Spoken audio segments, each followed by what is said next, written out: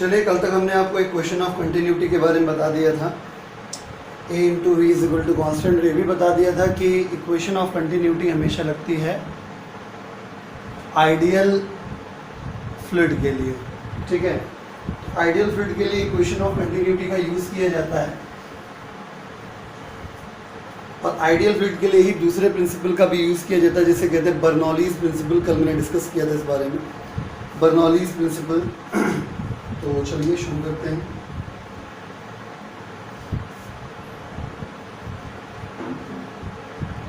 One of the most important principles जो exams में पूछे जाते हैं, बर्नौलीज प्रिंसिपल। क्या होता है बर्नौली का प्रिंसिपल? बर्नौली का प्रिंसिपल ये है कि अगर कोई आइडियल फ्लूइड फ्लो कर रहा है किसी non horizontal non uniform pipe के थ्रू, समझ रहे हैं? मतलब नॉन हॉरिजॉन्टल मतलब पाइप हॉरिजॉन्टल नहीं होगा, और नॉन यूनिफॉर्म क्रॉस सेक्शन मतलब कहीं से पाइप पतला होगा, कहीं से मोटा होगा।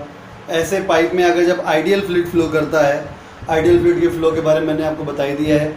आइडियल फ्लूइड का जब फ्लो होता है तो हमेशा मोशन यूनिफॉर्म होता है। फॉर्मूला हमेशा speed is equal distance upon time apply किया जा सकता है। ठीक है, तो आइडियल फ्लूइड जब फ्लो होता है स्टेडी फ्लो में, यानी स्ट्रीम लाइन फ्लो में या लेमिनार फ्लो में, तो 3 प्रकार की एनर्जी का सम पर यूनिट वॉल्यूम कांस्टेंट रहता है। पहला प्रेशर एनर्जी, थोड़ा नया है आपके लिए। दूसरा काइनेटिक एनर्जी, आप जानते हैं। तीसरा potential energy, gravitational potential energy की बात हो रही है यहाँ पे, पर यूनिट वॉल्यूम। यानी कि अगर कोई ideal fluid stream line flow में किसी non horizontal non uniform pipe में फ्लो करता है, तो kinetic energy per unit volume plus potential energy per unit volume plus pressure energy per unit volume हमेशा कांस्टेंट आता है। यानी हर जगह पर इसका सम कांस्टेंट आएगा। इसका जो स्टेटमेंट है पहले वो लिख देते हैं, फॉर्मूला क्या है वो लिख देते हैं, उसके बाद इसका डेरिवेशन करेंगे। ठीक है, when an ideal fluid flows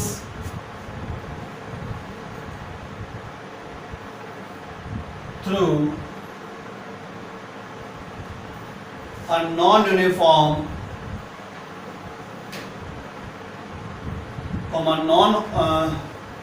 through a non-uniform and non-horizontal pipe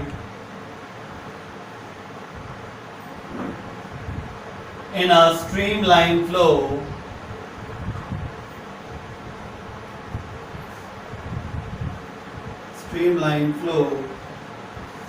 then the sum of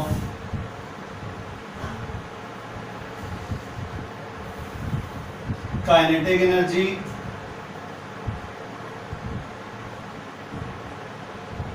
per unit volume।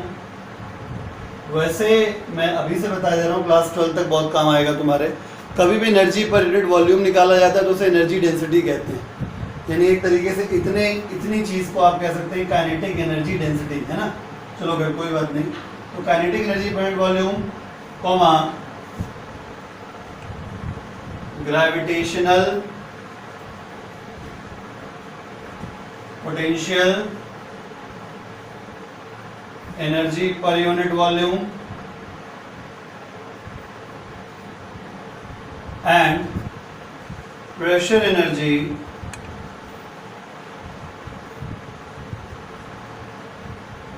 पर यूनिट वॉल्यूम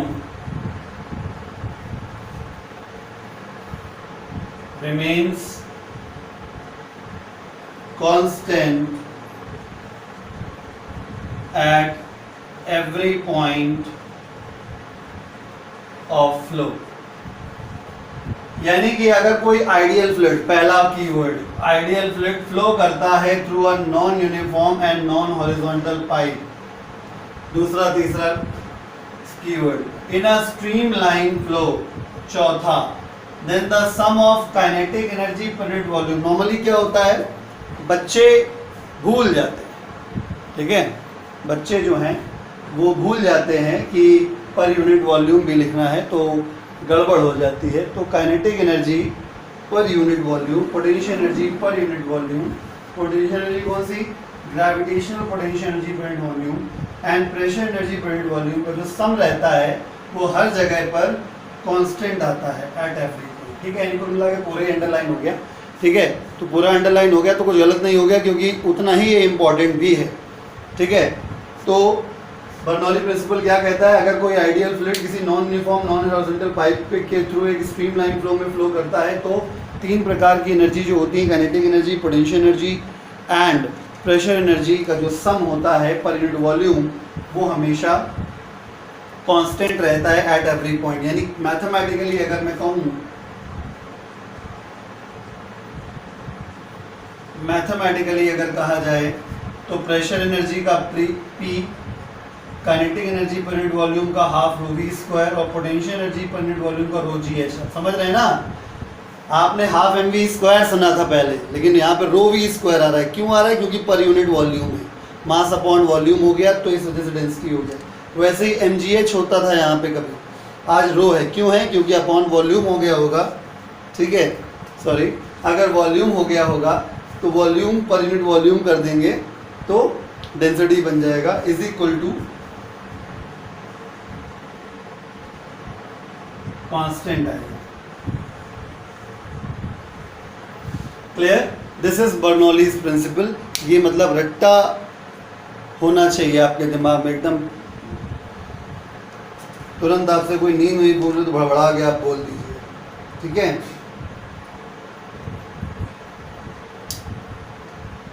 तो अब हम इसको डिराइव करेंगे, चलिए डिराइव कर देते हैं।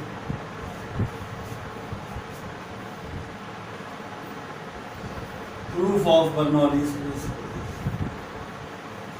बर्नौली प्रिंसिपल वही है जिस पे बेस्ड होता है एरोप्लेन का मोशन। एरोप्लेन का फ्लाइंग प्रिंसिपल जो है वो बर्नौली प्रिंसिपल पे ही बेस्ड होता है, इसलिए भी बर्नौली प्रिंसिपल बहुत ज़्यादा वैल्यू करता है, ठीक है। यानी अगर आप जैसे कोई एरोनॉटिकल इंजीनियरिंग में गया तो आप 100% बर्नौली प्रिंसिपल ज़रूर पढ़ेंगे, ठीक है, और डिटेल में पढ़ेंगे और कायदे से पढ़ेंगे। यहाँ तो बहुत छोटी सी चीज़ है, बता देते हैं। देखिए क्या है, हम प्रूफ करने जा रहे हैं बर्नौलीज प्रिंसिपल। कहानी का हीरो डायग्राम है, ठीक है। ये ग्राउंड लेवल मान लीजिए आप, और एक non uniform non horizontal pipe है जो इस तरीके से फ्लो करता है, ठीक है। अलग अलग बुक्स में अलग अलग तरीके से बनाते हैं, ठीक है।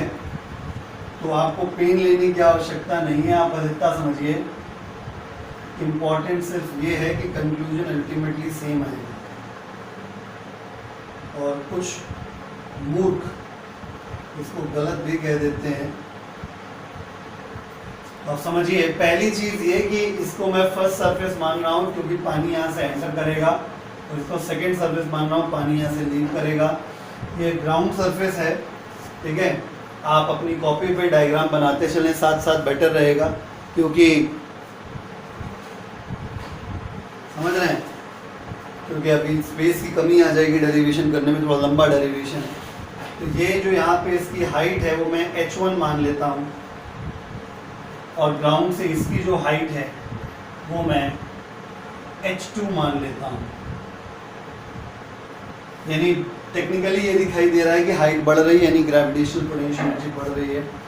फिर आप ये भी देखिए यहाँ पे कि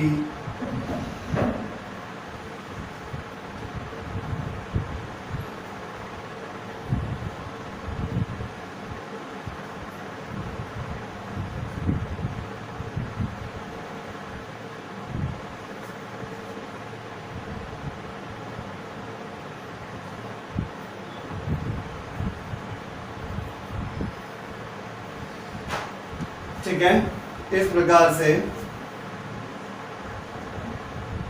ये V1 हो गया और ये V2 हो गया, अगर आप एरो इसका बड़ा बना पाएँ, इसका छोटा बना पाएँ तो ज़्यादा बेटर रहेगा, ताकि आपको अंडरस्टूड रहे कि ये जो V है ये कम स्पीड वाला है, वो भी ज़्यादा स्पीड वाला है। यानी ऑब्वियसली यहाँ पर काइनेटिक एनर्जी कम है और वहाँ पर काइनेटिक एनर्जी ज़्यादा है। ठीक है, तो ऐसा हुआ कैसे?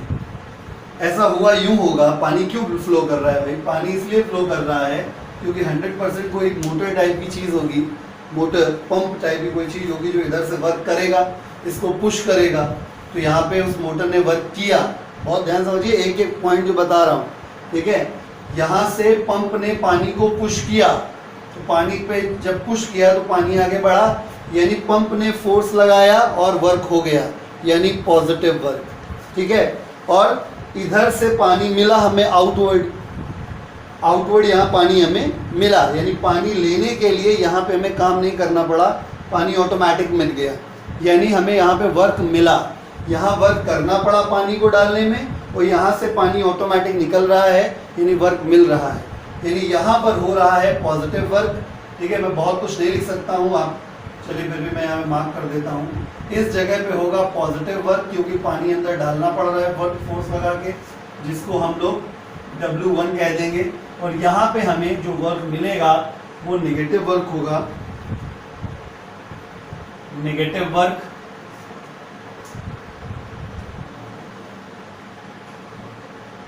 पॉजिटिव वर्क, और ये हो गया नेगेटिव वर्क। ठीक है, तो क्लियर है।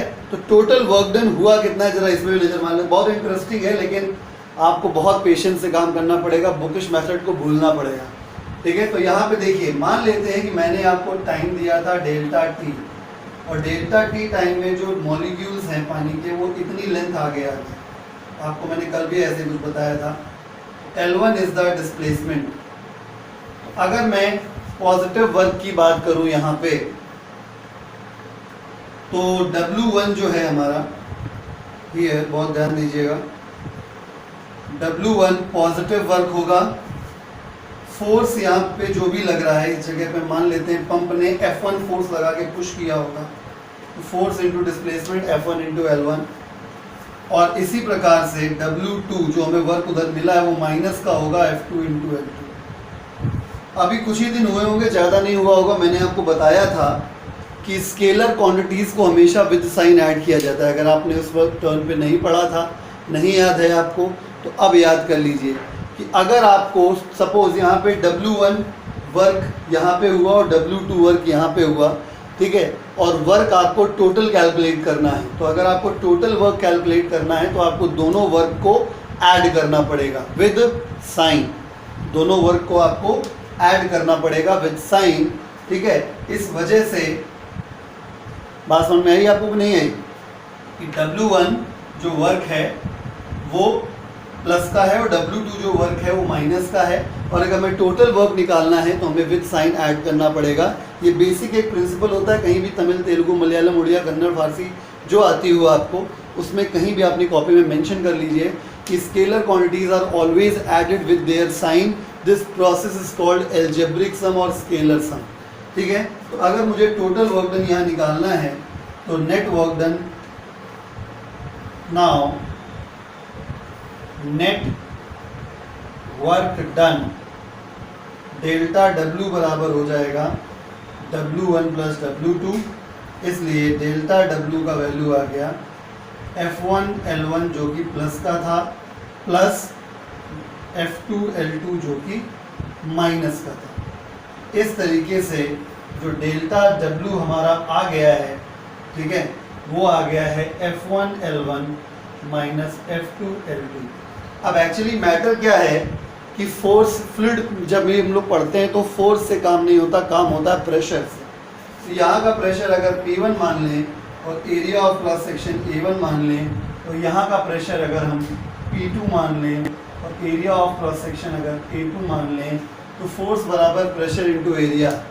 तो डेल्टा W का एक्सप्रेशन बन जाएगा P1 A1 L1 minus P2 A2 L2। और इस प्रकार से ये हमारी पहली इक्वेशन बन गई। समझ रहे हैं?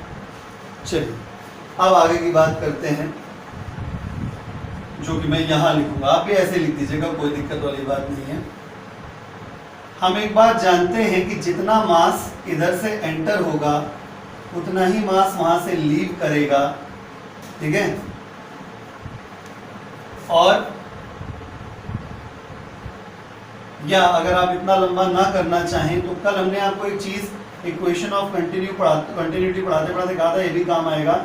A1 L1 बराबर A2 L2, आपको याद होगा। तो एरिया इंटू लेंथ क्या है? वॉल्यूम। एरिया इंटू लेंथ क्या है? वॉल्यूम। तो volume in equal to volume out, यानी कुल मिला के आप इसको वॉल्यूम कह सकते हैं। वॉल्यूम का मतलब क्या होता है? Mass upon density. आई बात समझ में? क्लियर है? तो एक काम करते हैं, हम इसको इक्वेशन नंबर फर्स्ट मेंशन कर देते हैं, ठीक है। क्योंकि A1 L1 और A2 L2 बराबर होते हैं। कल भी हमने आपको ये बात बताई थी इक्वेशन ऑफ कंटिन्यूटी प्रूफ करने के दौरान, ठीक है। तो एरिया इंटू लेंथ वॉल्यूम होता है, तो वॉल्यूम मास अपॉन डेंसिटी होता है, ठीक है। तो मास कांस्टेंट रहेगा क्योंकि जितना एंटर इधर से करेगा उतना लीव करेगा, दोनों तरफ का मास सेम है।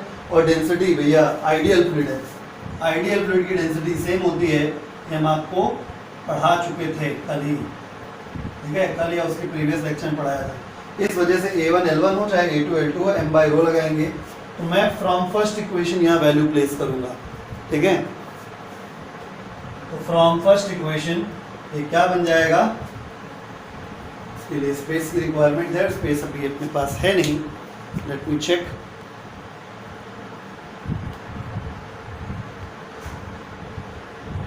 अभी है, आप लोगों को क्लियरली दिख रहा है ना?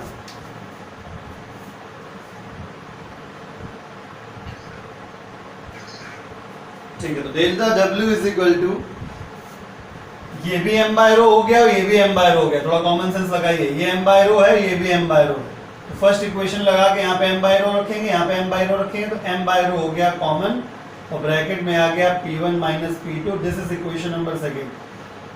अभी आपने 1/3 वर्क अपना कंप्लीट कर लिया है, आपने वर्क डन निकाल लिया है, ठीक है। अब हम आगे बढ़ते हैं, यही मेन था।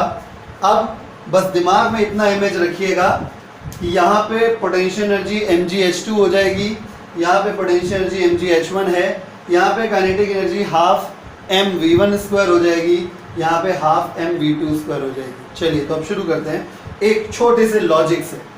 लॉजिक क्या है कि पंप ने अपनी एनर्जी लगाई है, पंप ने वर्क किया है, और पंप के वर्क करने की वजह से ही पानी उठा भी है, यानी ग्रेविटेशनल पोटेंशियल एनर्जी भी आई है, और पंप के वर्क करने की वजह से ही पानी की स्पीड बढ़ी भी है, यानी कि काइनेटिक एनर्जी भी आई है। तो मैंने आपको जब वर्क एनर्जी पावर चैप्टर पढ़ाया था तब मैंने कहा था कि ये वर्क एनर्जी थ्योरम नाम का एक स्टेटमेंट हमने आपको कहा था कि अगर किसी सिस्टम में हमारे वर्क करने से अगर एनर्जी बढ़ती है तो हमने उतना ही वर्क किया हुआ होता है जितनी उस सिस्टम की टोटल एनर्जी बढ़ती है। मतलब कहने का ये है कि अगर पंप ने यहां पर इतना वर्क किया है काइनेटिक एनर्जी और पोटेंशियल एनर्जी को बढ़ाने में, तो हम लिख सकते हैं by work energy theorem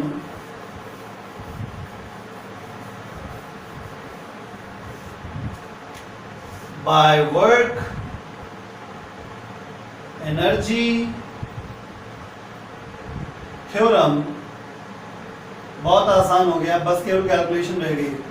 by work energy theorem लिखा जा सकता है कि मैंने जो वर्क किया, मैंने क्या, पंप ने जो वर्क किया वो चेंज इन काइनेटिक एनर्जी और चेंज इन पोटेंशियल एनर्जी के सम के बराबर आ जाएगा। इसकी वैल्यू सेकंड इक्वेशन से रख देते हैं। फ्रॉम सेकंड इक्वेशन ये हो गया m बाय रो, ये हो गया P1 माइनस P2। डेल्टा के गेन इन काइनेटिक एनर्जी, कितना गेन हुआ?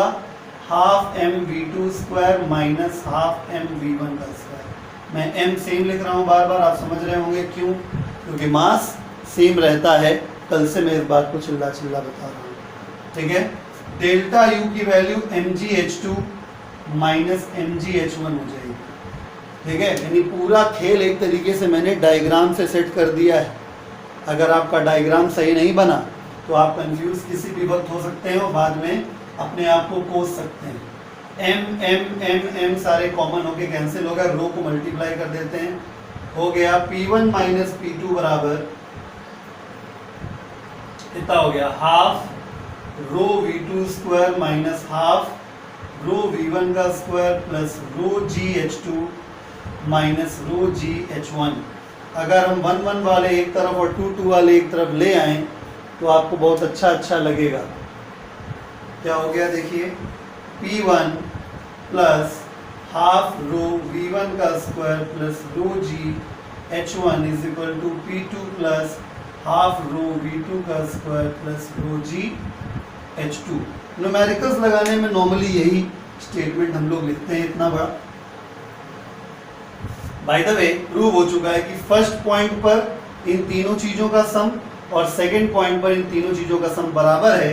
इसका मतलब ये है कि pressure energy per unit volume, kinetic energy per unit volume और potential energy per unit volume हमेशा कांस्टेंट रहेगा आइडियल फ्लूइड की स्ट्रीमलाइन फ्लो में through a non horizontal and non uniform pipe. ठीक है, ये आपका बर्नौली थ्योरम प्रूव हो गया। अब बर्नौली थ्योरम और इक्वेशन ऑफ कंटिन्यूटी का इस्तेमाल करके दो चीज़ें पढ़नी होती हैं, एक टॉर्सलीज थ्योरम और एक venturi meter.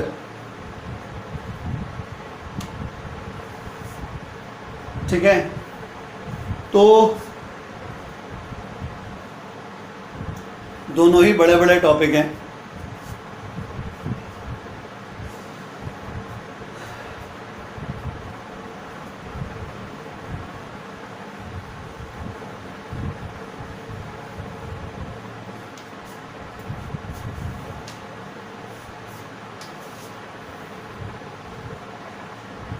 On the basis of principle of continuity, अब किसी किसी बुक में प्रिंसिपल ऑफ कंटिन्यूटी लिखा होता है, किसी किसी में इक्वेशन ऑफ कंटिन्यूटी लिखा होता है। बात देखिए, principle of continuity and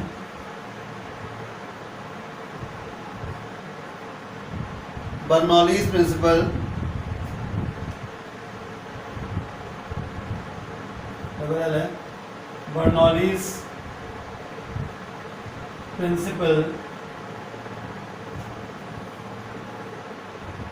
we will study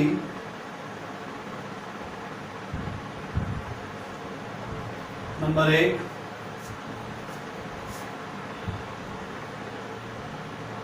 to study rate of fluid flow through Venturi meter। Venturi meter एक डिवाइस है, इससे रेट ऑफ फ्लूइड फ्लो नापा जाता है। मैंने आपको पढ़ाया था Q बराबर वॉल्यूम अपॉन टाइम या A इंटू V। ठीक है, तो एक चीज़ ये है। दूसरा क्या पढ़ना है, to study the velocity of efflux, velocity of efflux.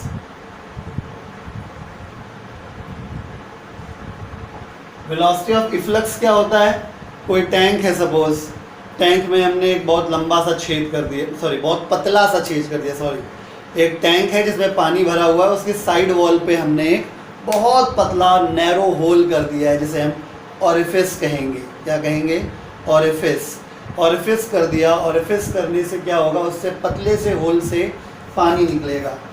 मतलब ये समझिए, ये टैंक है, टैंक में पानी भरा हुआ है, आपने एक पतला सा होल यहाँ पे कर दिया, तो जितनी स्पीड से पानी निकलता है इसे कहते हैं वेलोसिटी ऑफ इफ्लक्स। और ये बहुत पतला सा जो छेद है इसे कहते हैं ऑरिफिस। क्या कहते हैं, ऑरिफिस। ठीक है, तो इन दोनों चीज़ों को पढ़ना, वेंचुरी मीटर के through rate of fluid flow पढ़ना और ये रेट ऑफ फ्लूइड फ्लो और वेलोसिटी ऑफ इफ्लक्स पढ़ना। ये दोनों ही किसके काम है? Collaboration of equation of continuity and Bernoulli's principle. आई बात समझ में?